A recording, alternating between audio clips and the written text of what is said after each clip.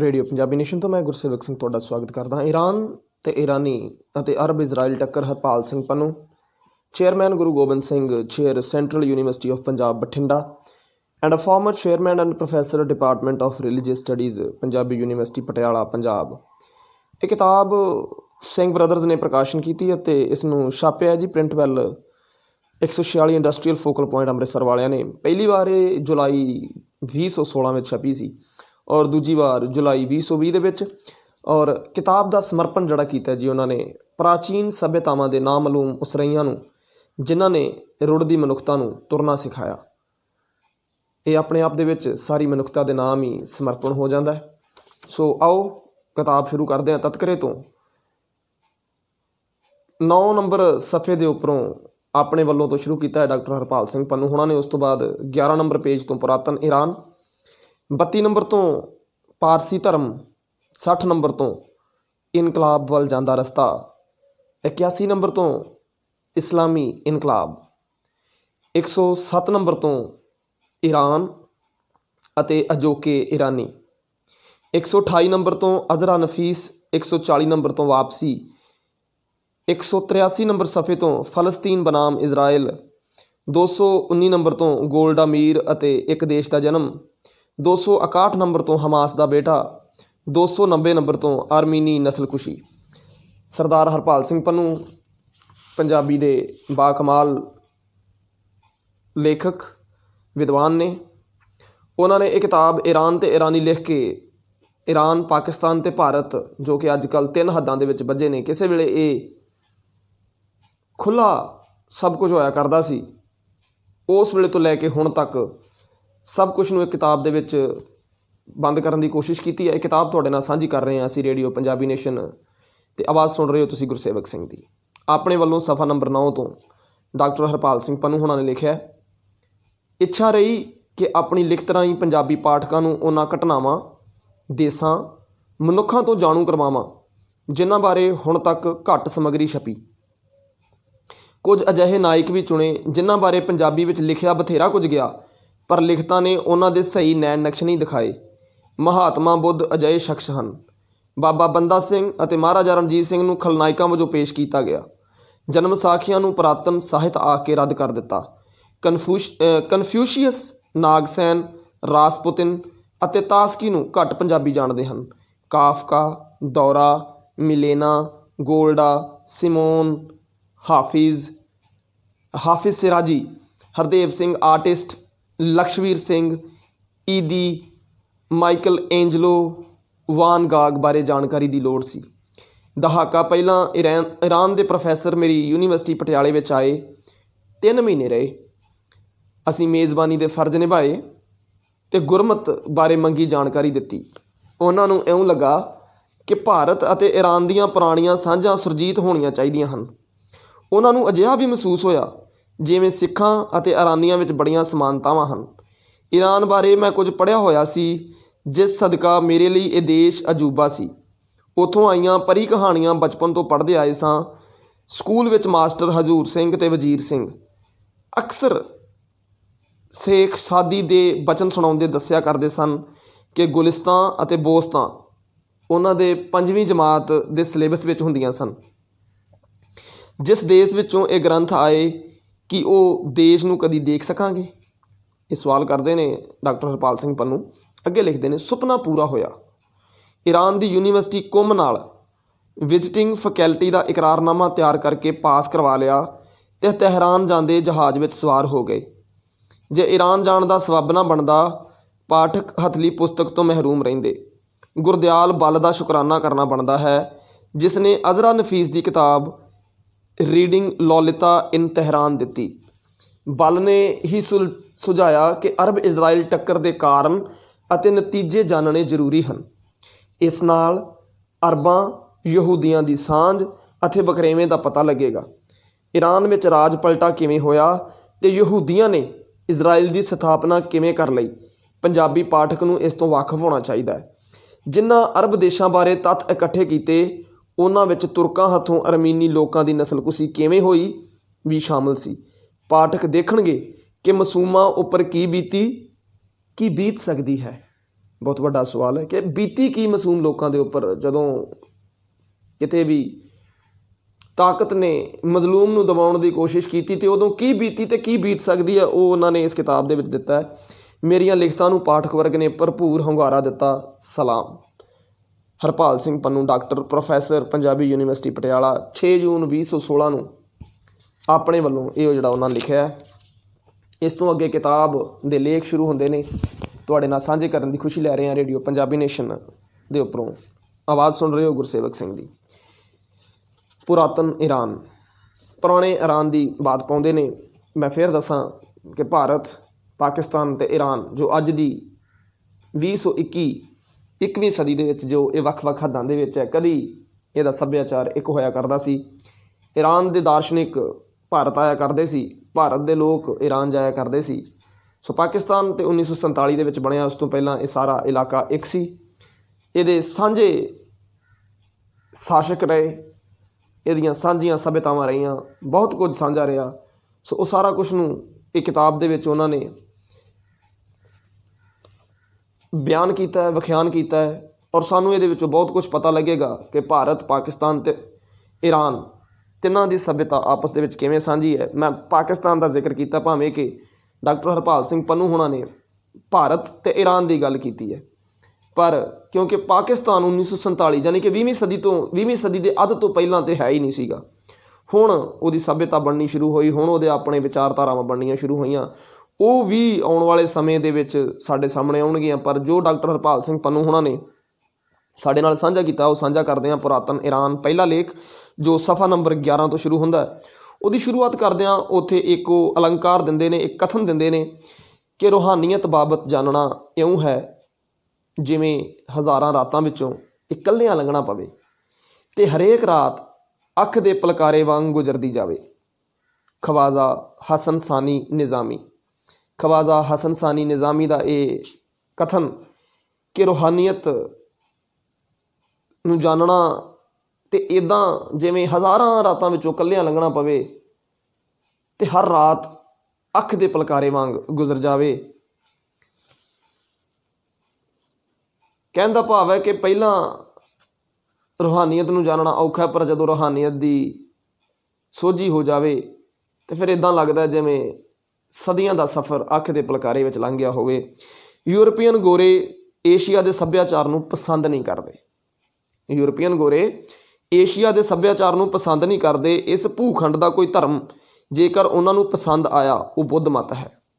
ਕਦੀ ਕਦੀ ਮੈਨੂੰ ਇਉਂ ਵੀ ਲੱਗਦਾ ਹੁੰਦਾ ਕਿ ਬੁੱਧ ਨੇ ਕਿਉਂਕਿ ਰੱਬ ਦੀ, ਵੈਦਿਕ ਮਤ ਦੀ, ਜੈਨ ਮਤ ਦੀ ਖਿੱਲੀ ਉਡਾਈ, ਸ਼ਾਇਦ ਇਸੇ ਕਰਕੇ ਗੋਰਿਆਂ ਨੂੰ ਇਹ ਚੰਗਾ ਲੱਗਦਾ ਹੋਵੇ। ਅਲੰਕਾਰ ਹੈ, ਊਠ ਉੱਪਰ ਜਿਹੜੀਆਂ ਸੋਟੀਆਂ ਲੱਦੀਆਂ ਹੋਈਆਂ ਹਨ, ਉਹਨਾਂ ਵਿੱਚੋਂ ਇੱਕ ਕੱਢ ਕੇ ਊਠ ਦੇ ਜੜ ਦਿਓ, ਫਿਰ ਉਸ ਉੱਪਰ ਟੰਗ ਦਿਓ, ਆਪ ਕਾਹਨੂੰ ਭਾਰ ਮਰਨਾ। ਯੂਰਪੀਅਨਾਂ ਨੇ ਈਰਾਨ ਦਾ ਇਤਿਹਾਸ ਲਿਖਦਿਆਂ ਪੁਰਾਤਨ ਰੋਮਨਾਂ ਅਤੇ ਯੂਨਾਨੀਆਂ ਦੀਆਂ ਲਿਖਤਾਂ ਨੂੰ ਆਧਾਰ ਬਣਾਇਆ। ਗਜ਼ਬ ਇਹ ਹੋਇਆ ਕਿ ਰੋਮਨਾਂ ਯੂਨਾਨੀਆਂ ਦੀਆਂ ਨਜ਼ਰਾਂ ਵਿੱਚ ਈਰਾਨੀ, ਮਤਲਬ ਰੋਮਨ ਜਿਹੜੇ ਯੂਨਾਨੀ ਲੋਕ ਨੇ ਜਾਂ ਰੋਮਨ ਲੋਕ ਨੇ, ਉਹਨਾਂ ਦੀਆਂ ਨਜ਼ਰਾਂ ਵਿੱਚ ਈਰਾਨੀ ਲੋਕ ਜਿਹੜੇ ਨੇ ਬੌਧਿਕ, ਸਿਆਸੀ ਅਤੇ ਸਾਂਸਕ੍ਰਿਤਿਕ ਪੱਖੋਂ ਘਟੀਆ ਸਨ ਹੀ। ਕੋਰੇ ਜਾਹਲ ਅਰਬ ਬਦੂਆਂ ਨੇ ਜਦੋਂ ਈਰਾਨ ਫਤਿਹ ਕੀਤਾ ਤਾਂ ਉਹਨਾਂ ਨੇ ਵੀ ਈਰਾਨੀਆਂ ਨੂੰ ਮੂਰਖ, ਗੂੰਗੇ ਅਤੇ ਬੋਲੇ ਕਾਫਰ ਕਿਹਾ। ਕਹਿੰਦੇ ਨੇ ਕਿ ਰੋਮਨਾਂ ਯੂਨਾਨੀਆਂ ਨੇ ਤਾਂ ਕਿਹਾ ਹੀ ਆ ਕਿ ਉਹਨਾਂ ਦੇ ਵਿੱਚ ਬੌਧਿਕਤਾ ਨਹੀਂ, ਸਿਆਸੀ ਸਿਆਣੇ ਨਹੀਂ, ਉਹਨਾਂ ਵਿੱਚ ਸਾਂਸਕ੍ਰਿਤਿਕ ਪੱਖੋਂ ਘਾਟਾਂ ਨੇ, ਪਰ ਨਾਲ ਦੀ ਨਾਲ ਜਿਹੜੇ ਅਰਬ ਭਰਾ ਜਿਹੜੇ ਨੇ, ਉਹਨਾਂ ਨੇ ਵੀ ਜਦੋਂ ਈਰਾਨ ਨੂੰ ਫਤਿਹ ਕੀਤਾ ਅਤੇ ਉਹਨਾਂ ਨੇ ਈਰਾਨੀਆਂ ਨੂੰ ਮੂਰਖ, ਗੂੰਗੇ, ਬੋਲੇ ਕਾਫਰ ਕਿਹਾ। ਅੱਗੇ ਹਰਪਾਲ ਸਿੰਘ ਪੰਨੂ ਹੁਣੀ ਲਿਖਦੇ ਨੇ, ਕਹਿੰਦੇ ਬੋਲੇ ਗੂੰਗੇ ਤਾਂ ਹੋਣੇ ਹੀ ਸਨ, ਉਹਨਾਂ ਨੂੰ ਅਰਬੀ ਬੋਲੀ ਸਮਝ ਨਹੀਂ ਆਉਂਦੀ ਸੀ, ਕਿਉਂਕਿ ਈਰਾਨ ਦੇ ਵਿੱਚ ਅਰਬੀ ਬੋਲੀ ਜਾਂਦੀ ਹੈ ਅਤੇ ਸ਼ਾਇਦ ਉਹਨਾਂ ਨੂੰ ਸਮਝ ਨਹੀਂ ਸੀ ਆਉਂਦੀ। ਅੱਜ ਵੀ ਤੁਰੇ ਜਾਂਦੇ ਕਿਸੇ ਈਰਾਨੀ ਨਾਲ ਅੰਗਰੇਜ਼ੀ ਵਿੱਚ ਗੱਲ ਕਰਨ ਲੱਗੋ, ਉਹ ਨੀਵੀਂ ਪਾ ਕੇ ਆਖੇਗਾ, ਨਾਮ ਹੀ ਦਾਨਮ, ਮੈਂ ਨਹੀਂ ਜਾਣਦਾ। ਇਹਨਾਂ ਵਰਗੀ ਸ਼ਾਂਤ ਅਤੇ ਸਾਊ ਸੱਭਿਅਤਾ ਹੋਰ ਨਹੀਂ। ਉਹ ਖੁਦ ਤਾਂ ਸੋਹਣੇ ਹਨ ਹੀ, ਉਹਨਾਂ ਨੇ ਸੰਸਾਰ ਨੂੰ ਬਿਹਤਰੀਨ ਸੁੰਦਰ ਆਰਟ ਸਿਰਜ ਕੇ ਦਿੱਤਾ। ਫਕੀਰ ਸ਼ਾਇਰਾਂ ਦੀ ਸ਼ਾਇਰੀ, ਫਲਸਫੇ, ਸਾਹਿਤ, ਕਿਮਿਆਗਰੀ, ਮੈਡੀਸਨ, ਸ਼ਿਲਪਕਾਰੀ ਅਤੇ ਇਮਾਰਤ ਸਾਜੀ ਦੇ ਪ੍ਰਭਾਵ ਇਕੱਲੇ ਯੂਰਪ ਨੇ ਨਹੀਂ ਕਬੂਲੇ, ਬਲਕਿ ਸਾਰੀ ਦੁਨੀਆ ਨੇ ਕਬੂਲ ਕੀਤੇ। ਇਸਫੰਦਿਆਰ, ਰੁਸਤਮ, ਸ਼ੋਹਰਾਬ, ਦਾਰਾ, ਸਾਇਰਸ, ਨੌਸ਼ਾਰਵਾਂ ਅਤੇ ਅਰਦਸ਼ੀਰ ਆਦਿਕ ਤਾਕਤਵਰ ਬਾਦਸ਼ਾਹ ਹੋਏ। ਈਸਪ ਦੀਆਂ ਕਹਾਣੀਆਂ, ਬੁਲਬੁਲ, ਹਜ਼ਾਰ ਦਾਸਤਾਨ, ਅਲਾਦੀਨ, ਹਾਤਮਤਾਈ ਆਦਿ ਕਥਾਵਾਂ ਦੁਨੀਆ ਦੀ ਹਰੇਕ ਜ਼ਬਾਨ ਵਿੱਚ ਪੁੱਜੀਆਂ। ਪ੍ਰਸਿੱਧ ਇਰਾਨੀ ਸਲਤਨਤ ਅਤੇ ਉਹਨਾਂ ਦੇ ਕੁਝ ਸਮਰਾਟ ਇਹ ਹੋਏ ਹਨ। ਡਾਕਟਰ ਹਰਪਾਲ ਸਿੰਘ ਪੰਨੂ ਹੋਣਾ ਨੇ ਬਹੁਤ ਵੱਡਾ ਇਤਿਹਾਸਿਕ ਦਸਤਾਵੇਜ਼ ਇਕੱਠਾ ਕੀਤਾ। ਉਹਦੇ ਵਿੱਚ ਉਹਨਾਂ ਨੇ ਪੂਰਬ ਈਸਵੀ, ਈਸਾ ਤੋਂ ਪਹਿਲਾਂ 559 ਪੂਰਬ ਈਸਵੀ ਤੋਂ ਲੈ ਕੇ 330 ਤੱਕ ਜਿਹੜਾ ਪਹਿਲਾ ਆਕਾਮੀਨੀਆ ਸਲਤਨਤ ਹੋਈ ਹੈ ਜਿਹੜੀ ਈਰਾਨ ਦੇ ਵਿੱਚ, ਉਹਦੇ ਰਾਜਿਆਂ ਦੇ ਬਾਰੇ ਦੱਸਿਆ। ਪਹਿਲੀ ਜਿਹੜੀ ਸਭ ਤੋਂ ਜਿਹਦੇ ਬਾਰੇ ਜਾਣਕਾਰੀ ਮਿਲਦੀ ਹੈ, ਜਿਹਦੀ ਡਾਕਟਰ ਹਰਪਾਲ ਸਿੰਘ ਪੰਨੂ ਹੋਣਾ ਨੇ ਸਾਂਝੀ ਕੀਤੀ ਹੈ, ਆਕਾਮੀਨੀਆ ਸਲਤਨਤ 559 ਤੋਂ 330 ਪੂਰਬ ਈਸਾ। ਪ੍ਰਸਿੱਧ ਰਾਜੇ ਜਿਹੜੇ ਉਸ ਸਲਤਨਤ ਦੇ ਹੋਏ ਉਹ ਨੇ ਸਾਇਰਸ ਮਹਾਨ, ਦਾਰਾ ਪਹਿਲਾ, ਗਿਰਗਸ ਪਹਿਲਾ ਤੇ ਦੂਜਾ, ਦਾਰਾ ਦੂਜਾ ਤੇ ਤੀਜਾ। ਨੰਬਰ 2 ਤੇ ਪਾਰਥੀ ਸਲਤਨਤ 1771 ਪੂਰਬ ਈਸਵੀ ਤੋਂ 224 ਈਸਵੀ ਤੱਕ ਆਫਟਰ ਕ੍ਰਾਈਸਟ ਆ ਗਿਆ। 171 ਈਸਾ ਤੋਂ ਪਹਿਲਾਂ, 171 ਸਾਲ ਈਸਾ ਤੋਂ ਪਹਿਲਾਂ ਤੇ 224 ਸਾਲ ਈਸਾ ਤੋਂ ਬਾਅਦ, ਇਹ ਕਾਫੀ ਲੰਬਾ ਸਮਾਂ। 3 3.5 4 ਸਦੀਆਂ, 3.5 ਸਦੀਆਂ ਇਹ ਸਲਤਨਤ ਰਹੀ, 350 ਸਾਲ। ਔਰ ਉਹਦੇ ਵਿੱਚ ਰਾਜੇ ਹੋਏ ਅਰਸੇਕਸ ਪਹਿਲਾ, ਦੂਜਾ, ਫਰਾਤ ਪਹਿਲਾ ਤੋਂ 5ਵੇਂ ਤੱਕ, ਉਰੋਦਸ ਪਹਿਲਾ, ਦੂਜਾ ਤੇ ਤੀਜਾ। ਉਸ ਤੋਂ ਬਾਅਦ ਸਾਸਨੀ ਸਲਤਨਤ ਹੋਈ ਹੈ 2024 ਤੋਂ ਲੈ ਕੇ 651 ਈਸਵੀ ਤੱਕ। ਅਰਦਸ਼ੀਰ ਪਹਿਲਾ, ਦੂਜਾ, ਤੀਜਾ, ਬਹਿਰਾਮ ਪਹਿਲਾ ਤੋਂ 6ਵੇਂ ਤੱਕ, ਜਜਦੀ ਗਿਰਦ ਪਹਿਲਾ, ਦੂਜਾ, ਖੁਸਰੋ ਪਹਿਲੇ ਤੋਂ ਚੌਥਾ, ਆਖਰੀ ਜਜਦੀ ਗਿਰਦ ਤੀਜਾ। ਇਹ ਵੀ ਇੱਕ ਲੰਬੀ ਸਮਾਂ, ਕੋਈ ਕਰੀਬਨ ਪੌਣੇ 500 ਸਾਲ ਇਹਨਾਂ ਦੀ ਸ਼ਾਸਨੀਆਂ ਦੀ ਸਲਤਨਤ ਰਹੀ। ਉਸ ਤੋਂ ਬਾਅਦ ਸਫਾਵਦੀ 1502 ਤੋਂ ਲੈ ਕੇ 1779 ਤੱਕ, 1502 ਤੋਂ 1779 ਤੱਕ, 1502 ਤੋਂ 1779 ਈਸਵੀ ਤੱਕ, ਯਾਨੀ ਕਿ ਵਿੱਚ 651 ਤੋਂ ਲੈ ਕੇ 1502 ਤੱਕ ਲਗਭਗ 9 ਸਦੀਆਂ ਦਾ ਕੋਈ ਉਹਨਾਂ ਨੇ ਹਵਾਲਾ ਨਹੀਂ ਦਿੱਤਾ। ਔਰ ਸਫਾਵਦੀ ਦੇ ਵਿੱਚ ਪਹਿਲਾਂ ਹੋਏ ਸ਼ਾਹ ਇਸਮਾਇਲ, ਮੁਹੰਮਦ ਖੁਦਾਬੰਦ, ਸ਼ਾਹ ਅਬਾਸ, ਸੁਲੇਮਾਨ, ਨਾਦਰ ਸ਼ਾਹ, ਕਰੀਮ ਖਾਨ, ਜੰਦ। ਨੰਬਰ 5 ਤੇ ਕਜਰ 1794 ਤੋਂ ਲੈ ਕੇ 1925 ਈਸਵੀ ਤੱਕ, ਆਗਾ ਮੁਹੰਮਦ, ਫਤਿਹ ਅਲੀ, ਮੁਹੰਮਦ ਅਹਿਮਦ।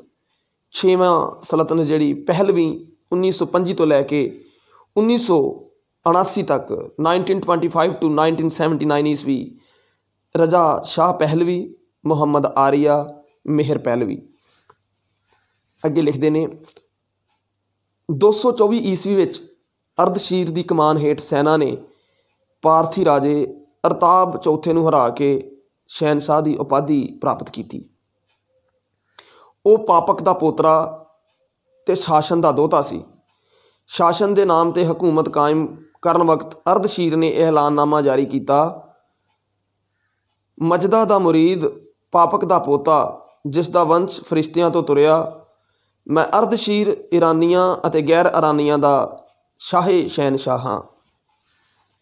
ਮਜਦਾ ਦਾ ਮਤਲਬ ਦੇਵਤੇ ਦਾ ਮੁਰੀਦ, ਪਾਪਕ ਦਾ ਪੋਤਾ, ਜਿਸ ਦਾ ਵੰਸ਼ ਫਰਿਸ਼ਤਿਆਂ ਤੋਂ ਤੁਰਿਆ, ਮੈਂ ਅਰਦਸ਼ੀਰ ਈਰਾਨੀਆਂ ਅਤੇ ਗੈਰ ਇਰਾਨੀਆਂ ਦਾ ਸ਼ਾਹੇ ਸ਼ਹਿਨਸ਼ਾਹ ਹਾਂ।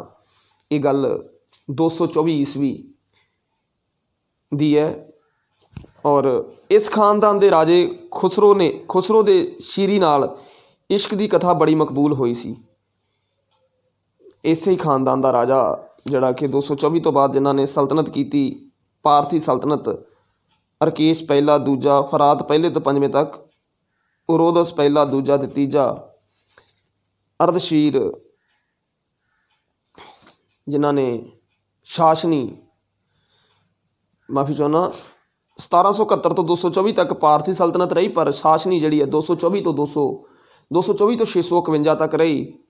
ਲਗਭਗ ਪੌਣੇ 500 ਸਾਲ ਹੈ। ਉਹਦੇ ਵਿੱਚ ਅਰਧਸ਼ੀਰ ਪਹਿਲਾ ਹੋਇਆ। ਇਸੇ ਖਾਨਦਾਨ ਦੇ ਰਾਜੇ ਖੁਸਰੋ ਦੇ ਸ਼ੀਰੀ ਨਾਲ ਇਸ਼ਕ ਦੀ ਕਥਾ ਬੜੀ ਮਕਬੂਲ ਹੋਈ ਸੀ। ਮੁਗਲ ਹਕੂਮਤ ਤੋਂ ਪਹਿਲਾਂ ਵੀ ਭਾਰਤ ਵਿੱਚ ਈਰਾਨੀ ਸੂਫੀ ਫਕੀਰਾਂ ਦੇ ਦੌਰੇ ਆਮ ਸਨ। ਮਨਸੂਰ ਦੇਰ ਤੱਕ ਇੱਥੇ ਟਿਕਿਆ। M.B. ਕਰੀਮੀਆ ਨੇ ਆਪਣੀ ਕਿਤਾਬ ਇੰਡੋ ਆਰੀਅਨ ਥਾਟ ਦੇ ਮੁੱਖਬੰਦ ਵਿੱਚ ਲਿਖਿਆ ਹੈ, ਕੇਵਲ ਮੁਸਲਮਾਨ ਨਹੀਂ, ਗਲੀਆਂ ਵਿੱਚ ਆਮ ਤੁਰੇ ਫਿਰਦੇ ਹਿੰਦੂ ਸਿੱਖਾਂ ਨੂੰ ਗੱਲਾਂ ਕਰਦੇ ਦੇਖੋ। ਉਹਨਾਂ ਦੀ ਜ਼ਬਾਨ ਵਿੱਚੋਂ ਫਾਰਸੀ ਲਫ਼ਜ਼ਾਂ ਦੀ ਬਾਰਿਸ਼ ਹੁੰਦੀ ਦੇਖ ਕੇ ਮੈਂ ਜਾਣਿਆ ਮੇਰਾ ਸੱਭਿਆਚਾਰ ਕਿੰਨਾ ਅਮੀਰ ਹੈ। ਮੇਰੇ ਲਈ ਮੁਸ਼ਕਿਲ ਇਹ ਸੀ ਕਿ ਮੇਰੇ ਤੋਂ ਪਹਿਲਾਂ ਅਲੀ ਅਕਬਰ ਹਿਕਮਤ, ਮੋਹਿਤ ਤਬਾਬਾਈ, ਸੈਯਦ ਫਤਿਹੁੱਲਾ ਮੋਜਤਾਬਾਈ ਅਤੇ ਸੈਯਦ ਮੁਹੰਮਦ ਹੁਸੈਨ ਮਸ਼ੇਖ ਫਰਦੀਨੀ ਜਿਹੇ ਦਾਨਸ਼ਵਰ ਹਿੰਦੁਸਤਾਨ ਜਾ ਚੁੱਕੇ ਸਨ। ਉਹਨਾਂ ਦੇ ਮੁਕਾਬਲੇ ਮੈਂ ਕੀ ਕਰਨ ਜੋਗਾ ਹਾਂ। ਸ਼ਾਦੀ, ਅਤਾਰ, ਰੂਮੀ, ਜਾਮੀ, ਹਾਫਿਜ਼, ਇਬਨ ਅਰਬੀ, ਸ਼ੋਹਰਾਵਰਦੀ ਅਤੇ ਮੁੱਲਾ ਸਦਰ ਦਾ ਪੈਗਾਮ ਹਿੰਦੁਸਤਾਨ ਪਹੁੰਚਾਉਣਾ ਹੈ ਅਤੇ ਇੱਥੋਂ ਉਪਨਿਸ਼ਦਾਂ ਦੀ ਰੂਹਾਨੀ ਮਹਿਕ ਈਰਾਨ ਵਿੱਚ ਲਿਜਾਣੀ ਹੈ। ਅੱਲਾ ਮਿਹਰਬਾਨ ਹੋਵੇ ਤਾਂ ਹੋ ਵੀ ਸਕਦਾ ਇਹ ਕੰਮ, ਨਹੀਂ ਤਾਂ ਵੱਡਾ ਜੋਖਮ ਹੈ।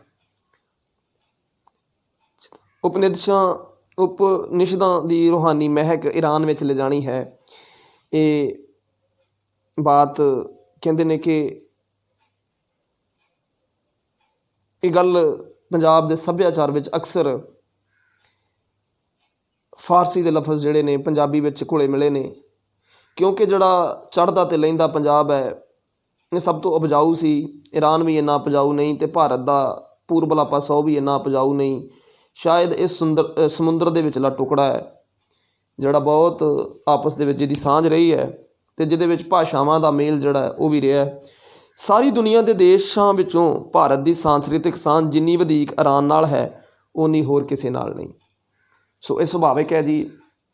ਈਰਾਨ ਬਿਲਕੁਲ ਪੱਛਮ ਦੇ ਵਿੱਚ ਪੈਂਦਾ ਹੈ ਔਰ ਈਰਾਨ ਤੋਂ ਅੱਗੇ ਥੋੜ੍ਹਾ ਜਿਹਾ ਅਗਾਂਹ ਜਾਈਏ ਅਤੇ ਸਮੁੰਦਰ ਸ਼ੁਰੂ ਹੋ ਜਾਂਦਾ ਜਾਂ ਫਿਰ ਅੱਗੇ ਯੂਰਪ ਸ਼ੁਰੂ ਹੋ ਜਾਂਦਾ ਹੈ।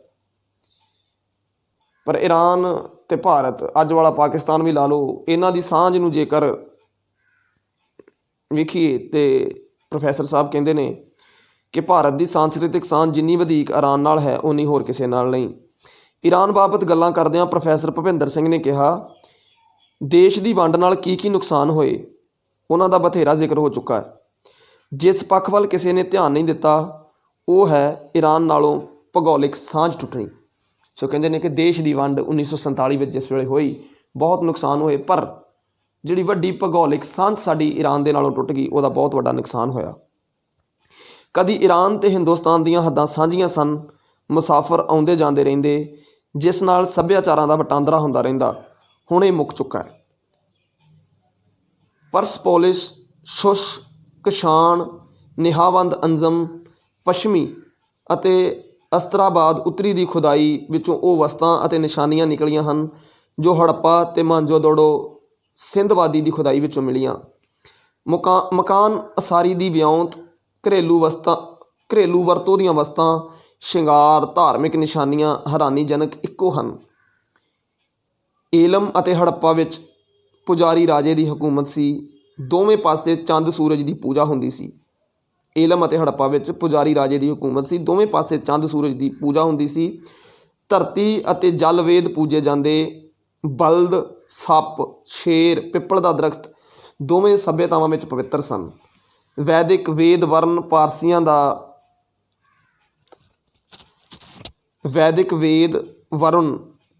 ਦਾ ਅਹਰਮਜ਼ਦਾ ਹੈ। ਰਿਗਵੇਦ ਦਾ ਸੂਤਰ ਹੈ, ਪਰਲੇ ਪਾਰ ਦੇ ਅਸਮਾਨ ਤੱਕ ਪੁੱਜ ਜਾਵਾਂ ਤਦ ਵੀ ਮੈਂ ਵਰਨਵੇਦ ਤੋਂ ਬਾਹਰ ਨਹੀਂ ਜਾ ਸਕਦਾ। ਹਜ਼ਾਰਾਂ ਅੱਖਾਂ ਵਾਲੇ ਉਸ ਦੇ ਦੂਤ ਸੁਰਗ ਵਿੱਚੋਂ ਸੰਸਾਰ ਨੂੰ ਦੇਖਦੇ ਰਹਿੰਦੇ ਹਨ। ਮੈਂ ਕਿਸੇ ਨਾਲ ਵਧੀਕੀ ਕੀਤੀ ਹੋਏ, ਹੇ ਵਰੁਣ ਦੇਵ ਮੈਨੂੰ ਖਿਮਾ ਕਰੀਂ। ਇਸ ਸੰਸਾਰ ਅਤੇ ਅਗਲੇ ਸੰਸਾਰ ਵਿੱਚ ਤੂੰ ਸਭ ਦਾ ਮਾਲਕ ਹੈ। ਅਵੇਸਤਾ ਦੇ ਬੋਲ ਹਨ, ਉਹ ਸਭ ਪ੍ਰਾਣੀਆਂ ਦਾ ਵਿਧਾਤਾ ਹੈ। रूहां दा मालिक, जहान दा सिरजनहार। अहरमज़ादा सर्वशक्तिमान है, अहरमज़ादा सर्वशक्तिमान है, साहिब दिमाग है, न्यायपालक, शाना मता ते तबाहियां लियाउण वाला। उस नूं सब याद है, हरेक दे दिल विच ਉਹ गवाह वांग रहिंदा है। सारे उस दा प्यार ਅਤੇ ਮਿਹਰਬਾਨੀ ਲੋੜਦੇ ਹਨ।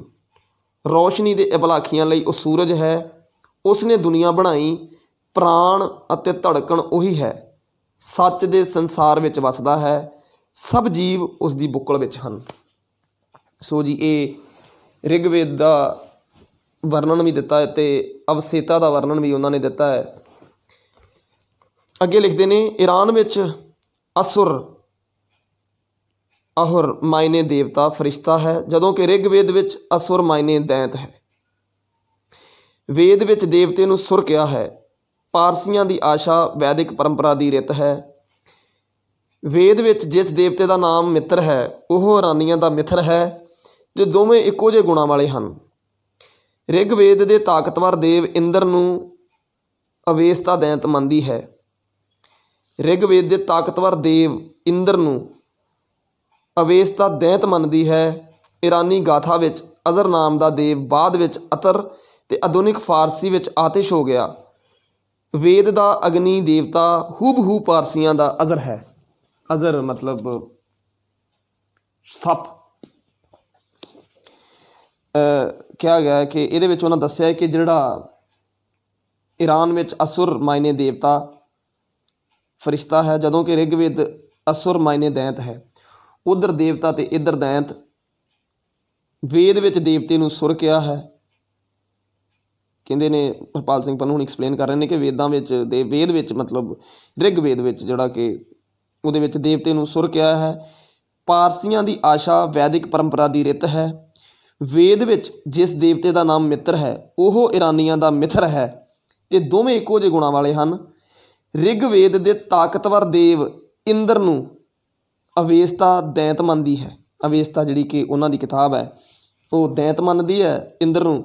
ਅਤੇ ਈਰਾਨੀ ਗਾਥਾ ਵਿੱਚ ਅਜਰ ਨਾਮ ਦਾ ਦੇਵ ਬਾਅਦ ਵਿੱਚ ਅਤਰ ਅਤੇ ਆਧੁਨਿਕ ਫਾਰਸੀ ਵਿੱਚ ਆਤਿਸ਼ ਹੋ ਗਿਆ। ਵੇਦ ਦਾ ਅਗਨੀ ਦੇਵਤਾ ਹੂਬਹੂ ਪਾਰਸੀਆਂ ਦਾ ਅਜ਼ਰ ਹੈ। ਵੈਦਿਕ ਰਿਸ਼ੀ ਨੇ ਲਿਖਿਆ, ਅਗਨੀ ਦੇ ਕਈ ਰੂਪ ਹਨ। ਧਰਤੀ ਦੀ ਅਗਨੀ ਆਕਾਸ਼ ਦੀ ਬਿਜਲੀ ਹੈ। ਲੱਕੜੀ ਦੇ ਟੁਕੜੇ ਰਗੜੋ, ਉਹ ਆਕਾਸ਼ੀ ਅਗਨੀ ਧਰਤੀ ਉੱਪਰ ਉਤਰ ਆਉਂਦੀ ਹੈ। ਜਿਵੇਂ ਦੋ ਪ੍ਰੇਮੀ ਬੱਦਲਾਂ ਵਿੱਚੋਂ ਹੇਠਾਂ ਉਤਰੇ ਹੋਣ। ਅਗਨੀ ਫਿਰ ਪਾਣੀ ਵਿੱਚ ਚਲੀ ਜਾਂਦੀ ਹੈ, ਫਿਰ ਆਕਾਸ਼ੀ ਨਛੱਤਰਾਂ ਵਿੱਚ, ਜਿੱਥੋਂ ਫਿਰ ਬੱਦਲਾਂ ਵਿੱਚ ਪਰਤਦੀ ਹੈ। ਆਦਮੀ ਵਿਚਲਾ ਤਾਪ ਅਤੇ ਜੀਵਨ ਇਹੋ ਹੈ। ਜੀਵਨ ਧਾਰਾ ਅਤੇ ਅਮਰ ਤੱਤ ਦਾ ਕੇਂਦਰ ਇਹੋ ਹੈ। ਸੋ ਉਹਨਾਂ ਨੇ ਅਗਨੀ ਦੇ ਰੂਪ ਬਿਆਨ ਕੀਤੇ ਨੇ ਕਿ ਧਰਤੀ ਦੀ ਅਗਨੀ ਆਕਾਸ਼ ਦੀ ਬਿਜਲੀ ਹੈ। ਲੱਕੜੀ ਦੇ ਟੁਕੜੇ ਰਗੜੋ, ਉਹ ਆਕਾਸ਼ੀ ਅਗਨੀ ਧਰਤੀ ਉੱਪਰ ਉਤਰ ਆਉਂਦੀ ਹੈ। ਜਿਹੜੀ ਆਕਾਸ਼ ਵਾਲੀ ਆ ਉਹ ਥੱਲੇ ਆ ਜਾਂਦੀ ਹੈ। ਜਿਵੇਂ ਦੋ ਪ੍ਰੇਮੀ ਬੱਦਲਾਂ ਵਿੱਚੋਂ ਹੇਠਾਂ ਉਤਰੇ ਹੋਣ। ਸੋ ਇਹ ਗੱਲ ਇੱਥੇ ਬੜੀ ਸਾਫ਼ ਹੈ ਕਿ ਪ੍ਰੇਮੀ, ਸੋ ਪ੍ਰੇਮ ਜਿਨ ਪ੍ਰੇਮ ਕੀਓ ਤਿਨ ਹੀ ਪ੍ਰਭ ਪਾਇਓ। ਸੋ ਉਹ ਪ੍ਰੇਮ ਦੀ ਜਿਹੜੀ ਭਾਵਨਾ ਹੈ ਉਹ ਜੁਗਾਂ ਜੁਗਾਂ ਤੋਂ ਚੱਲੀ ਆਉਂਦੀ ਹੈ। ਸੋ ਅੱਜ ਵੀ ਕਿਹਾ ਜਾਂਦਾ ਹੈ ਔਰ ਗੁਰੂ ਗੋਬਿੰਦ ਸਿੰਘ ਸਾਹਿਬ ਦਾ ਫਰਮਾਨ ਹੈ ਕਿ ਜਿਨ ਪ੍ਰੇਮ ਕੀਓ ਤਿਨ ਹੀ ਪ੍ਰਭ ਪਾਇਓ। ਅਗਨੀ ਫਿਰ ਪਾਣੀ ਵਿੱਚ ਚਲੀ ਜਾਂਦੀ, ਕਹਿੰਦੇ ਕਿ ਉਹ ਅੱਗ ਜਿਹੜੀ ਪਾਣੀ 'ਚ ਚਲੀ ਜਾਂਦੀ ਹੈ, ਫਿਰ ਆਕਾਸ਼ੀ ਨਛੱਤਰਾਂ ਵਿੱਚ, ਜਿੱਥੋਂ ਫਿਰ ਬੱਦਲਾਂ ਵਿੱਚ ਪਰਤਦੀ ਹੈ। ਆਦਮੀ ਵਿਚਲਾ ਤਾਪ ਅਤੇ ਜੀਵਨ ਇਹੋ ਹੈ। ਜੀਵਨ ਧਾਰਾ ਅਤੇ ਅਮਰ ਤੱਤ ਦਾ ਕੇਂਦਰ ਇਹੋ ਹੈ। ਈਰਾਨੀ ਆਤਿਸ਼ ਦੇ 5 ਰੂਪ ਹਨ। ਬ੍ਰਿਜ ਸ਼ਾਹਬਾਹੂ, ਬਹਿਰਾਮ, ਆਮ ਦ੍ਰਿਸ਼ਟਮਾਨ ਅੱਗ। ਬ੍ਰਿਜ ਸ਼ਾਹਬਾਹੂ ਜਿਹਨੂੰ ਪਹਿਲਾ ਉਹਨਾਂ ਨੇ ਰੂਪ ਦਿੱਤਾ ਉਹ ਕਹਿੰਦੇ ਬਹਿਰਾਮ ਜਾਂ ਆਮ ਦ੍ਰਿਸ਼ਟਮਾਨ ਅੱਗ। ਬਾਹੂ ਫਰਿਆਨ, ਜੀਵਾਂ ਵਿਚਲਾ ਨਿੱਘ। ਉਰਵ ਸਾਸਤ, ਲੱਕੜ ਰਗੜਨ ਤੋਂ ਪੈਦਾ ਹੋਈ ਅੱਗ। ਉਰਵ ਸਾਸਤ। ਵਜਿਸਤ, ਬਿਜਲੀ। ਸਪਨਿਸਤ, ਅਮਰਤਵ ਤੋਂ ਅਮਰਤਵ ਤੱਕ ਬਲਦੀ ਅੱਗ। ਅਮਰਤਵ ਤੋਂ ਅਮਰਤਵ ਤੱਕ ਬਲਦੀ ਅੱਗ। ਇਹ 5 ਤਰ੍ਹਾਂ ਦੇ ਉਹਨਾਂ ਨੇ ਰੂਪ ਦਿੱਤੇ ਨੇ ਅੱਗ ਦੇ। ਬ੍ਰਿਜ ਬਾਹੂ, ਬਾਹੂ ਫਰਿਆਨ, ਉਰਵ ਸਾਸਤ, ਵਜਿਸਤ, ਸਪਨਿਸਤ ਇਹਨਾਂ ਨੂੰ ਉਹਨਾਂ ਨੇ ਐਕਸਪਲੇਨ ਕੀਤਾ ਹੈ।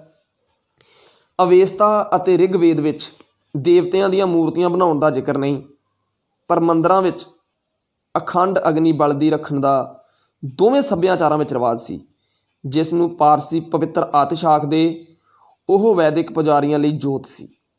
ਸੋ ਉਹਨਾਂ ਕਿਹਾ ਕਿ ਦੋਵੇਂ ਸੱਭਿਆਚਾਰਾਂ ਦੇ ਵਿੱਚ ਅਗਨੀ ਨੂੰ ਬਹੁਤ ਮਹਾਨਤਾ ਹੈ। ਨੌਸ਼ੇਰਵਾਂ ਬਾਦਸ਼ਾਹ ਨੇ ਆਪਣੇ ਵਜ਼ੀਰ ਬੁਰਜੋ ਨੂੰ ਹਿੰਦੁਸਤਾਨ ਵਿੱਚ ਭੇਜਿਆ ਕਿ ਉੱਥੋਂ ਅੰਮ੍ਰਿਤ ਲੈ ਕੇ ਆਏ ਤਾਂ ਕਿ ਬਾਦਸ਼ਾਹ ਅਮਰ ਹੋ ਜਾਏ। ਨੌਸ਼ੇਰਵਾਂ ਨੂੰ ਵਾਪਸ ਜਾ ਕੇ ਉਹਨੇ ਪੰਚਤੰਤਰ ਦਾ ਫਾਰਸੀ ਅਨੁਵਾਦ ਪੇਸ਼ ਕੀਤਾ। ਪੁਰਾਤਨ ਈਰਾਨੀ ਸਲਤਨਤ ਅਕਾਮੀਨੀਆਂ ਦੇ ਸੰਸਾਰ ਦੇ ਵੱਡੇ ਹਿੱਸੇ ਉੱਪਰ ਕਬਜ਼ਾ ਕਰ ਲਿਆ ਸੀ। ਪੁਰਾਤਨ ਈਰਾਨੀ ਸਲਤਨਤ ਆਕਾਮੀਨੀਆਂ ਨੇ ਸੰਸਾਰ ਦੇ ਵੱਡੇ ਹਿੱਸੇ ਉੱਪਰ ਕਬਜ਼ਾ ਕਰ ਲਿਆ ਸੀ। ਮਿਸਰ ਤੋਂ ਲੈ ਕੇ ਭਾਰਤ ਤੱਕ, ਦੱਖਣੀ ਰੂਸ ਤੋਂ ਲੈ ਕੇ ਹਿੰਦ ਮਹਾਸਾਗਰ ਤੱਕ ਅਤੇ ਕਈ ਯੂਰਪੀ ਦੇਸ਼ਾਂ ਉੱਪਰ ਕਬਜ਼ਾ ਕਰਕੇ ਉਹਨਾਂ ਨੇ ਆਲਮੀ ਸਟੇਟ ਸਥਾਪਿਤ ਕਰ ਲਈ ਸੀ। ਵਿਸ਼ਵ ਸਭਿਅਤਾ ਦੇ ਇਤਿਹਾਸ ਵਿੱਚ ਅਜਿਹਾ ਕਰਨ ਵਾਲੀ ਪਹਿਲੀ ਕੌਮ ਈਰਾਨੀ ਸੀ। ਇਸ ਪਿੱਛੋਂ ਭਾਰਤੀ ਸਾਮਰਾਜ ਦਾ 5 ਸਦੀਆਂ ਰਾਜ ਰਿਹਾ। 17ਵੀਂ ਸਦੀ ਦੇ ਮੱਧ ਵਿੱਚ ਅਰਬਾਂ ਨੇ ਇਰਾਨੀਆਂ ਅਤੇ ਮੈਸੋਪੋਟਾਮੀਆ ਉੱਪਰ ਕਬਜ਼ਾ ਕਰਕੇ ਇਸਲਾਮ ਦਾ ਝੰਡਾ ਗੱਡਿਆ। ਸੋ ਈਰਾਨੀ ਜਿਹੜੇ ਨੇ ਉਹਨਾਂ ਉੱਤੇ 5 ਸਦੀਆਂ ਉਹਨਾਂ 'ਤੇ ਭਾਰਤੀਆਂ ਦਾ ਰਾਜ ਰਿਹਾ। ਭਾਰਤੀਆਂ ਦੇ ਰਾਜ ਤੋਂ ਬਾਅਦ ਉਹੀ ਮੈਂ ਤੁਹਾਨੂੰ ਦੱਸਿਆ ਪੌਣੇ 500 ਸਾਲ, 5 ਸਦੀਆਂ। ਉਸ ਤੋਂ ਬਾਅਦ ਜਿਹੜਾ ਇਤਿਹਾਸ 224 ਤੋਂ 651 ਤੱਕ ਸ਼ਾਸਨੀਆਂ ਦਾ, ਅਤੇ ਫਿਰ 1502 ਤੋਂ 1779 ਤੱਕ 1779 ਤੱਕ ਦੱਸਿਆ ਕਿ 17ਵੀਂ ਸਦੀ ਦੇ ਮੱਧ ਵਿੱਚ ਅਰਬਾਂ ਨੇ ਈਰਾਨੀਆਂ ਅਤੇ ਮੈਸੋਪੋਟਾਮੀਆ ਉੱਪਰ ਕਬਜ਼ਾ ਕਰਕੇ ਇਸਲਾਮ ਦਾ ਝੰਡਾ ਗੱਡਿਆ। ਦੁਨੀਆ ਦੇ ਵੱਡੇ ਹਿੱਸੇ ਉੱਪਰ ਲੰਮਾ ਸਮਾਂ ਹਕੂਮਤ ਇਸ ਕਰਕੇ ਥਿਰ ਰਹੀ ਕਿਉਂਕਿ ਉਦੋਂ ਵੀ ਅੱਜ ਵੀ ਈਰਾਨੀ ਵਿਹਾਰਕ ਤੌਰ 'ਤੇ ਚੰਗੇ ਸਨ। ਉਦੋਂ ਵੀ ਅਤੇ ਅੱਜ ਵੀ ਵਿਹਾਰਕ ਤੌਰ 'ਤੇ ਬਹੁਤ ਚੰਗੇ ਨੇ, ਤਾਂ ਕਰਕੇ ਉਹਨਾਂ ਦੀ ਸਲਤਨਤ ਇੰਨਾ ਲੰਮਾ ਸਮਾਂ ਰਹੀ। ਉਹ ਦੂਜੀਆਂ ਕੌਮਾਂ ਦੇ ਸੱਭਿਆਚਾਰ ਦਾ ਨਿਰਾਦਰ ਨਹੀਂ ਕਰਦੇ, ਜਬਰਨ ਆਪਣਾ ਧਰਮ ਅਤੇ ਬੋਲੀ ਨਹੀਂ ਠੋਸੀ। ਉੱਤਰੀ ਈਰਾਨ ਵਿੱਚ ਅੱਜ ਤੱਕ ਤਖਤ ਸੁਲੇਮਾਨ ਅਦੂਰ ਗੁਨਸ਼ਾਸਪ ਵਿਖੇ ਪਾਰਸੀਆਂ ਦੀ ਪਵਿੱਤਰ ਅਗਨ ਜੋਤ ਜਲ ਰਹੀ ਹੈ। ਉੱਤਰੀ ਈਰਾਨ ਵਿੱਚ ਅੱਜ ਤੱਕ ਤਖਤ ਸੁਲੇਮਾਨ ਅਦੂਰ ਗੁਨਸ਼ਾਸਪ ਵਿਖੇ ਪਾਰਸੀਆਂ ਦੀ ਪਵਿੱਤਰ ਅਗਨ ਜੋਤ ਜਲ ਰਹੀ ਹੈ। ਮਨੁੱਖਤਾ ਦੇ ਇਤਿਹਾਸ ਵਿੱਚ ਪੱਕੀਆਂ ਸੜਕਾਂ ਪਹਿਲੀ ਵਾਰ ਈਰਾਨੀਆਂ ਨੇ ਬਣਾਈਆਂ। ਕੌਮੀ ਡਾਕ ਸੇਵਾ ਸ਼ੁਰੂ ਕੀਤੀ। ਜਿਸ ਰਾਹ ਨੂੰ ਅੱਜ ਰੇਸ਼ਮੀ ਰਾਹ ਸਿਲਕ ਰੋਡ ਕਰਕੇ ਜਾਣਿਆ ਜਾਂਦਾ ਹੈ, ਉਹ ਈਰਾਨੀਆਂ ਨੇ ਬਣਾਇਆ ਸੀ, ਜੋ ਚੀਨ ਤੋਂ ਲੈ ਕੇ ਪਰਸ਼ੀਆ ਰਾਹੀਂ ਲੰਘਦੀ ਹੋਈ ਏਸ਼ੀਆ ਦੇ ਕੇਂਦਰ ਤੱਕ ਜਾਂਦੀ ਸੀ। ਚੌਰਸ ਕਮਰਿਆਂ ਦੀਆਂ ਕੰਧਾਂ ਉੱਪਰ ਗੋਲ ਗੁੰਬਦ ਦੀ ਛੱਤ ਪਹਿਲੀ ਵਾਰ ਈਰਾਨੀਆਂ ਨੇ ਬਣਾਈ। ਸੋ ਈਰਾਨੀਆਂ ਨੇ ਬਹੁਤ ਕੁਝ ਦਿੱਤਾ। ਸਿਲਕ ਰੋਡ ਈਰਾਨੀਆਂ ਨੇ ਬਣਾਈ, ਡਾਕ ਸੇਵਾ ਈਰਾਨੀਆਂ ਨੇ ਸ਼ੁਰੂ ਕੀਤੀ, ਪੱਕੀਆਂ ਸੜਕਾਂ ਈਰਾਨੀਆਂ ਨੇ ਬਣਾਈਆਂ, ਔਰ ਇੱਥੋਂ ਤੱਕ ਕਿ ਚੌਰਸ ਕਮਰਿਆਂ ਦੇ ਉੱਪਰ ਗੋਲ ਗੁੰਬਦ ਵਾਲੀਆਂ ਛੱਤਾਂ ਈਰਾਨੀਆਂ ਨੇ ਬਣਾਈਆਂ।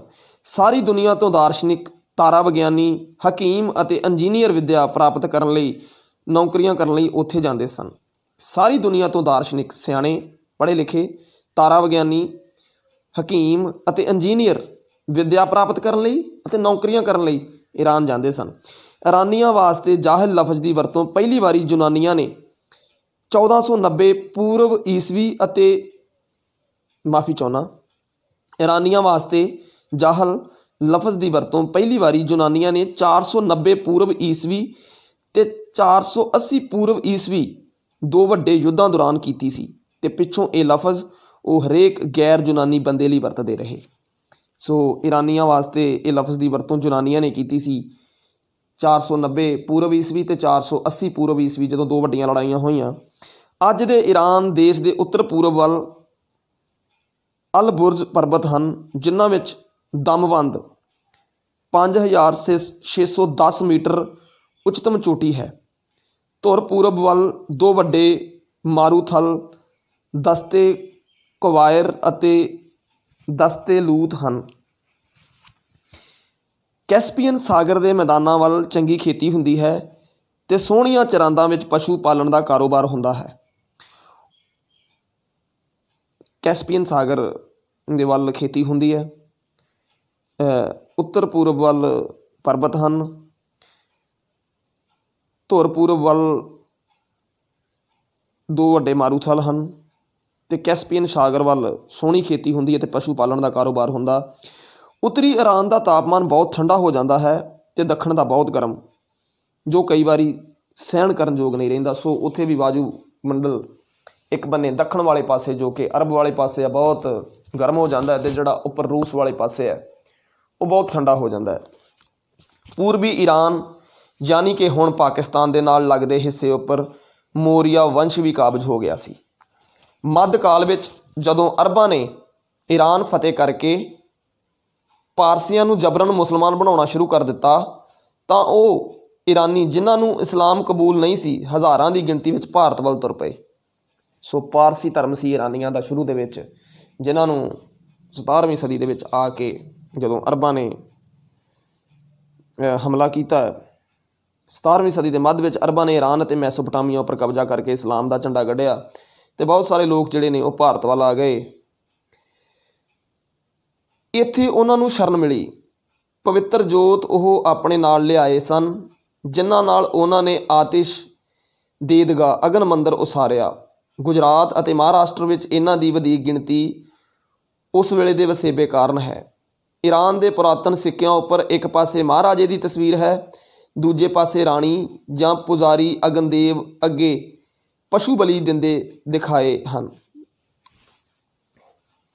ਕਹਿੰਦੇ ਨੇ ਕਿ ਈਰਾਨ ਦੇ ਜਿਹੜੇ ਪੁਰਾਤਨ ਸਿੱਕੇ ਨੇ, ਇੱਕ ਪਾਸੇ ਮਹਾਰਾਜੇ ਦੀ ਤਸਵੀਰ ਹੈ, ਦੂਜੇ ਪਾਸੇ ਰਾਣੀ ਜਾਂ ਪੁਜਾਰੀ ਅਗਨੀਦੇਵ ਅੱਗੇ ਪਸ਼ੂਆਂ ਦੀ ਬਲੀ ਦਿੰਦੇ ਦਿਖਾਏ ਗਏ ਹਨ। ਰੋਮਨਾਂ ਅਤੇ ਜਨਾਨੀਆਂ ਨਾਲ ਈਰਾਨ ਦੀ ਟੱਕਰ ਨਿਰੰਤਰ ਰਹੀ। ਰੋਮਨ ਬਾਦਸ਼ਾਹ ਕੁਨਸਤਾਂਤਿਨ ਪਹਿਲੇ 307 ਤੋਂ 337 ਈਸਵੀ ਸ਼ਾਸਨ ਕਾਲ ਨੇ ਐਲਾਨ ਕਰ ਦਿੱਤਾ ਕਿ ਉਹ ਮਸੀਹੀ ਧਰਮ ਦੀ ਰਾਖੀ ਕਰੇਗਾ। ਇਸ ਨਾਲ ਈਸਾਈਆਂ ਵਿੱਚ ਆਤਮ ਵਿਸ਼ਵਾਸ ਪੈਦਾ ਹੋਣ ਲੱਗਾ। ਹੁਣ ਤੱਕ ਉਹ ਯਹੂਦੀਆਂ ਤੋਂ ਕੁੱਟ ਖਾਂਦੇ ਆਏ ਸਨ। ਉਹਨਾਂ ਨੂੰ ਆਪਣੀ ਈਸਾਈ ਪਛਾਣ ਉੱਪਰ ਫਖਰ ਹੋਣ ਲੱਗਾ। ਰੋਮਨ ਦਾ ਬਾਦਸ਼ਾਹ ਕੁਨਸਤਾਂਤਿਨ, ਜਿਹਨੇ 307 ਤੋਂ 337 ਈਸਵੀ ਦੇ ਵਿੱਚ ਪਹਿਲੀ ਵਾਰੀ ਮਸੀਹੀ ਧਰਮ ਦੀ ਰੱਖਿਆ ਕਰਨ ਦੀ ਗੱਲ ਕਹੀ, ਅਤੇ ਉਸ ਤੋਂ ਬਾਅਦ ਈਸਾਈ ਧਰਮ ਦੇ ਵਿੱਚ ਆਤਮ ਵਿਸ਼ਵਾਸ ਪੈਦਾ ਹੋਣ ਲੱਗਾ। ਉਸ ਦਾ ਪਸਾਰ ਈਰਾਨ ਵੱਲ ਵਧਣ ਲੱਗਾ। ਸਾਲ 410 ਈਸਵੀ ਵਿੱਚ ਈਸਾਈਆਂ ਨੇ ਇੱਕ ਧੜੇ ਨੇ ਜਦੋਂ ਪਾਰਸੀਆਂ ਦੇ ਅਗਨੀ ਮੰਦਰ ਢਾਉਣ ਦਾ ਯਤਨ ਕੀਤਾ, ਤਾਂ ਈਰਾਨੀ ਹਕੂਮਤ ਨੇ ਸਾਰੇ ਧਾੜਵੀਂ ਫਾਹੇ ਲਾ ਦਿੱਤੇ। ਰੋਮਨ ਜਦੋਂ ਕਦੀ ਈਰਾਨ ਉੱਪਰ ਹਮਲਾ ਕਰਦੇ, ਉਹਨਾਂ ਦਾ ਮੁਕਾਬਲਾ ਤਾਂ ਕਰਨਾ ਹੀ ਹੁੰਦਾ।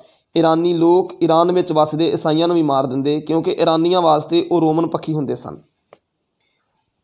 ਵੇਦ ਅਤੇ ਅਵੇਸਤਾ ਵਿੱਚ ਮੂਰਤੀ ਪੂਜਾ ਗਾਇਬ ਹੈ, ਪਰ ਦੋਵਾਂ ਵਿੱਚ ਅਗਨੀ ਪੂਜਾ ਕਾਇਮ ਹੈ। ਵੇਦ ਰਿਗਵੇਦ ਅਤੇ ਅਵੇਸਤਾ ਵਿੱਚ ਮੂਰਤੀ ਪੂਜਾ ਦੀ ਕੋਈ ਗੱਲ ਨਹੀਂ ਹੈ, ਪਰ ਦੋਵਾਂ ਵਿੱਚ ਅਗਨੀ ਪੂਜਾ ਕਾਇਮ ਹੈ। ਵੈਦਿਕ ਪਰੰਪਰਾ ਵਿੱਚ ਜਦੋਂ ਪੁਜਾਰੀ ਨੇ ਬੁੱਤ ਪੂਜਾ ਆਰੰਭ ਕਰ ਦਿੱਤੀ, ਤਦ ਇਸ ਦੇ ਵਿਰੋਧ ਵਿੱਚ ਬੁੱਧ ਮਤ ਆਇਆ। ਜਿਵੇਂ ਈਰਾਨੀ ਪੁਜਾਰੀਆਂ ਦੇ ਕਰਮਕਾਂਡ ਵਿਰੁੱਧ 216 ਈਸਵੀ ਵਿੱਚ ਮਾਨੀਆਂ ਪੈਦਾ ਹੋਇਆ। ਮਾਨੀਆਂ 2 ਸਾਲ ਭਾਰਤ ਵਿੱਚ ਰਿਹਾ ਸੀ ਅਤੇ ਇੱਥੋਂ ਬੁੱਧ ਮਤ ਤੋਂ ਪ੍ਰਭਾਵਿਤ ਹੋ ਕੇ ਗਿਆ ਸੀ।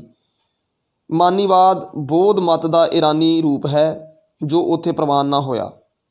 ਸਾਲ 277 ਈਸਵੀ ਵਿੱਚ ਮਾਨੀ ਨੂੰ ਫਾਹੇ ਚਾੜ੍ਹ ਦਿੱਤਾ ਗਿਆ। ਰੋਗੋਜਿਨ ਆਪਣੀ ਕਿਤਾਬ ਸਟੋਰੀ ਆਫ ਮੇਦੀਆ ਬੇਬੀਲਾਨ ਐਂਡ ਪਰਸ਼ੀਆ ਵਿੱਚ ਲਿਖਦਾ ਹੈ, ਜਦੋਂ ਅਸੀਂ ਈਰਾਨ ਦੇ ਲੋਕਾਂ ਨਾਲ ਵਾਬਸਤਾ ਹੁੰਦੇ ਹਾਂ ਤਾਂ ਉਹਨਾਂ ਨੂੰ ਪੁਰਾਣੇ ਭਾਰਤੀ ਭਰਾਵਾਂ ਨਾਲੋਂ ਨਿਖੇੜਨਾ ਅਸੰਭਵ ਹੈ।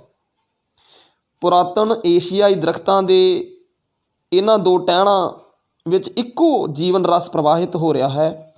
ਇੱਕ ਟਹਿਣ ਦਾ ਅਧਿਐਨ ਕਰੋ, ਦੂਜੇ ਦਾ ਅਧਿਐਨ ਆਪਣੇ ਆਪ ਹੋ ਜਾਂਦਾ ਹੈ। ਦੋਵੇਂ ਸਮਾਨਾਂਤਰ ਤੁਰੇ ਆਏ ਹਨ।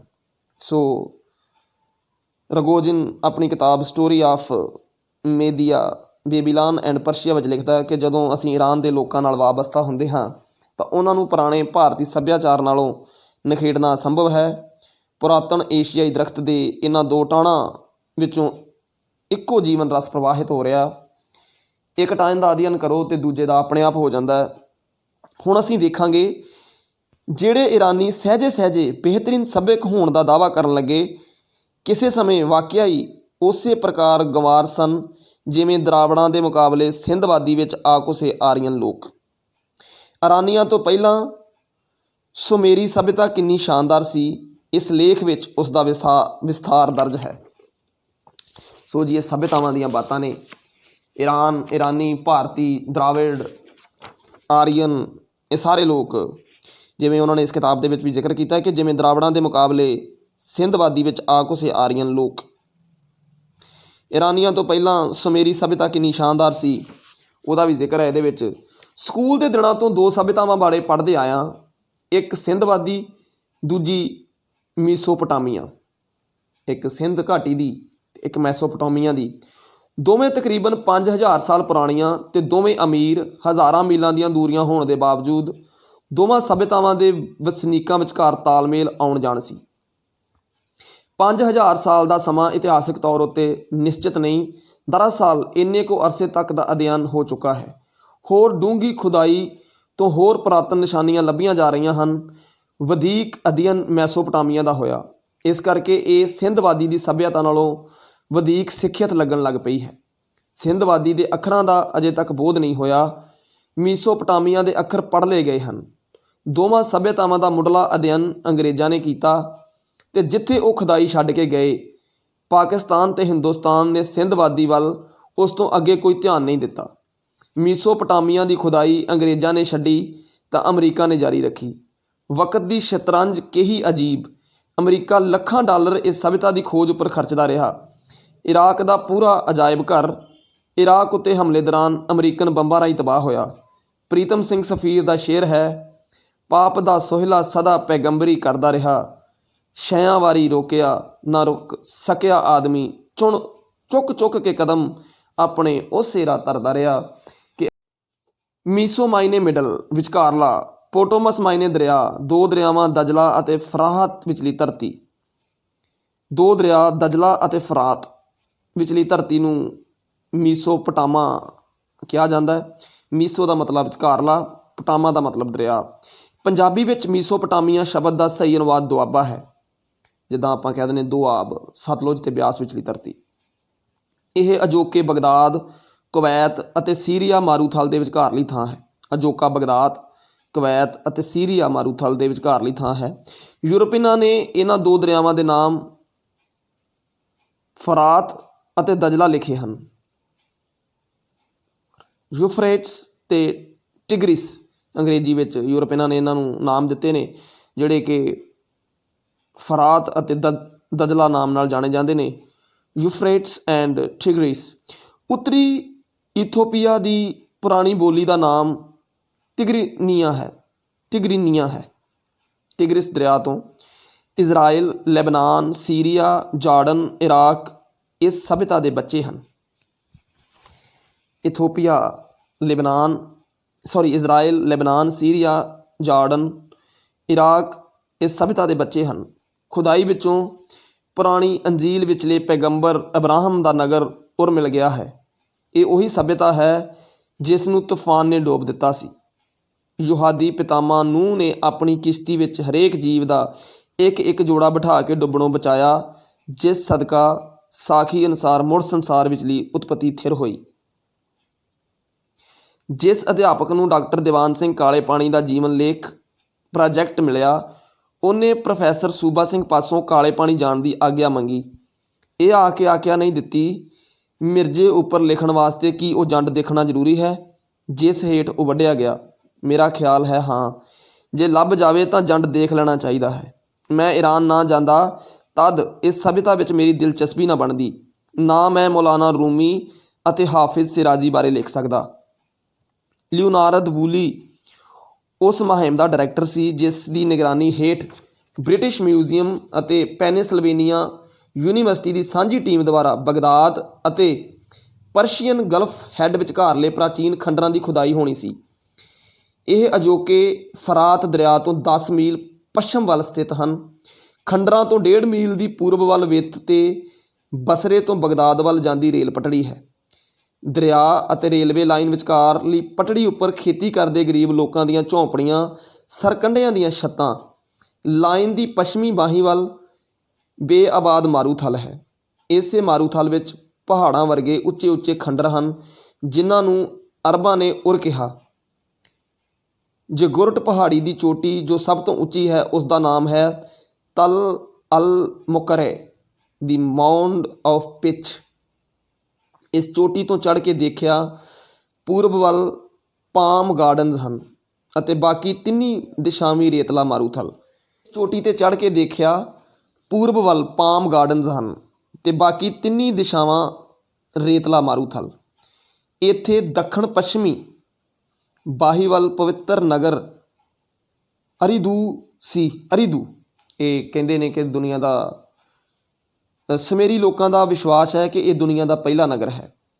ਸ਼ਹਿਰ ਦੇ ਉੱਤਰ ਪੱਛਮ ਵੱਲ ਛਿਪਦੇ ਸੂਰਜ ਦੀਆਂ ਕਿਰਨਾਂ ਜਿਸ ਪਹਾੜੀ ਨੂੰ ਸੋਨ ਰੰਗੀ ਕਰ ਦਿੰਦੀਆਂ ਹਨ ਉਸ ਦਾ ਨਾਮ ਉਬੈਦ ਹੈ।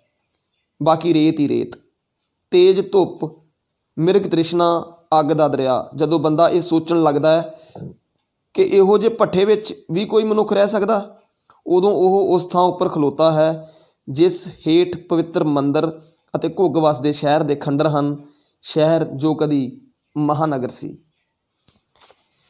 1854 ਈਸਵੀ ਵਿੱਚ ਜੇ.ਈ. ਟੇਲਰ ਬਸਰੇ ਵਿਖੇ ਇੰਗਲੈਂਡ ਦਾ ਕਾਉਂਸਲਰ ਸੀ। ਅੱਜ ਦੇ ਇਸ ਪ੍ਰੋਗਰਾਮ ਨੂੰ ਇੱਥੇ ਸਮਾਪਤ ਕਰਦੇ ਹਾਂ। ਅਗਲੇ ਪ੍ਰੋਗਰਾਮ ਦੇ ਵਿੱਚ 1854 ਈਸਵੀ ਜੇ.ਈ. ਟੇਲਰ ਬਸਰੇ ਵਿਖੇ ਇੰਗਲੈਂਡ ਦਾ ਕਾਉਂਸਲਰ ਸੀ, ਉੱਥੋਂ ਅਗਲੀ ਬਾਤ ਸ਼ੁਰੂ ਕਰਾਂਗੇ ਕਿਉਂਕਿ ਪਹਿਲਾਂ ਗੱਲ ਚੱਲੀ ਸੀ ਰੋਮਨਾਂ ਅਤੇ ਯੂਨਾਨੀਆਂ ਦੀ, ਫਿਰ ਅਰਬਾਂ ਦੀ, ਅਤੇ ਹੁਣ ਅੰਗਰੇਜ਼ ਦਾ ਕਾਉਂਸਲਰ ਜੋ ਕਿ 1854 ਦੇ ਵਿੱਚ ਈਰਾਨ ਦੇ ਵਿੱਚ ਖੁਦਾਈ ਕਰਵਾ ਰਿਹਾ ਸੀ, ਉਹਨੇ ਕੀ ਲੱਭਿਆ ਉਹਦੇ ਬਾਰੇ ਜਾਣਕਾਰੀ ਰੇਡੀਓ ਪੰਜਾਬੀ ਨੇਸ਼ਨ ਤੋਂ ਈਰਾਨ ਅਤੇ ਈਰਾਨੀ ਡਾਕਟਰ ਹਰਪਾਲ ਸਿੰਘ ਪੰਨੂ ਹੁਣਾਂ ਦੀ ਲਿਖੀ ਕਿਤਾਬ ਦੇ ਰਾਹੀਂ ਤੁਹਾਡੇ ਨਾਲ ਸਾਂਝੀ ਕਰ ਰਹੇ ਹਾਂ ਕਿ ਭਾਰਤ ਅਤੇ ਈਰਾਨ ਦੀ ਸੱਭਿਅਤਾ ਦੀ ਆਪਸੀ ਕੀ ਸਾਂਝ ਹੈ। ਅਤੇ ਈਰਾਨ ਜੋ ਕਦੀ ਜਿੱਥੇ ਕਿ ਦੁਨੀਆ ਦਾ ਪਹਿਲਾ ਅਰੀਦੂ ਸ਼ਹਿਰ ਜੋ ਕਿ ਸਭ ਤੋਂ ਪੁਰਾਣਾ ਸ਼ਹਿਰ ਮੰਨਿਆ ਜਾਂਦਾ ਹੈ ਵਸਿਆ, ਅੱਜ ਉਸ ਦੇ ਕੀ ਹਾਲਾਤ ਨੇ ਅਤੇ ਉਹ ਕਿਹਨਾਂ ਹਾਲਾਤਾਂ ਦੇ ਵਿੱਚੋਂ ਗੁਜ਼ਰਿਆ। ਰੇਡੀਓ ਪੰਜਾਬੀ ਨੇਸ਼ਨ ਤੋਂ ਗੁਰਸੇਵਕ ਸਿੰਘ ਦੀ ਆਵਾਜ਼ ਦੇ ਵਿੱਚ ਤੁਸੀਂ ਸੁਣ ਰਹੇ ਹੋ ਕਿਤਾਬ ਈਰਾਨ ਅਤੇ ਈਰਾਨੀ। ਇਹ ਕਿਤਾਬ ਡਾਕਟਰ ਹਰਪਾਲ ਸਿੰਘ ਪੰਨੂ ਹੁਣਾਂ ਨੇ ਲਿਖੀ ਹੈ। ਇਹਦੇ ਵਿੱਚ ਬਹੁਤ ਸਾਰਾ ਇਤਿਹਾਸ ਜਿਹੜਾ ਤੁਹਾਡੇ ਨਾਲ ਸਾਂਝਾ ਕਰਾਂਗੇ। ਸੁਣਦੇ ਰਹੋ ਔਰ ਇਹਨਾਂ ਵੀਡੀਓਜ਼ ਨੂੰ ਵੱਧ ਤੋਂ ਵੱਧ ਅੱਗੇ ਸ਼ੇਅਰ ਕਰਦੇ ਰਹੋ। ਫੇਸਬੁੱਕ, ਯੂਟਿਊਬ, ਵਟਸਐਪ, ਇੰਸਟਾਗ੍ਰਾਮ 'ਤੇ ਰੇਡੀਓ ਪੰਜਾਬੀ ਨੇਸ਼ਨ ਦੇ ਰਾਹੀਂ ਤੁਹਾਡੇ ਤੱਕ ਲੈ ਕੇ ਆਉਂਦੇ ਰਹਾਂਗੇ। ਧੰਨਵਾਦ। ਫਿਰ ਮਿਲਦੇ ਹਾਂ ਜੀ, ਤਦ ਤੱਕ ਦੇ ਲਈ ਰੱਬ ਰਾਖਾ।